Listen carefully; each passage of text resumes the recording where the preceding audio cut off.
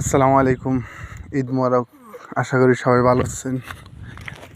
আমি আছি এখন মাশরাফি ভাইয়ের এলাকায় নড়াইল। আপনাদেরকে আমি একটা প্রকল্প দেখাবো মাশরাফি ভাইয়ের এলাকায়। এই যে দেখুন, আমি উঠতেছি এখন, অনেক উঁচু জায়গা।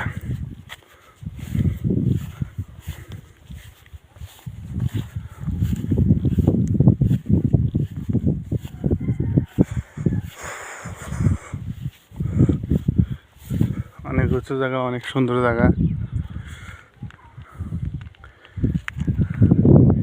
এই রাস্তাটা এখনো উদ্বোধন হয় নাই। আগামী হয়তো 2-3 মাসের মধ্যে উদ্বোধন হয়ে যাবে। অনেক মজবুত করে বানাইছে।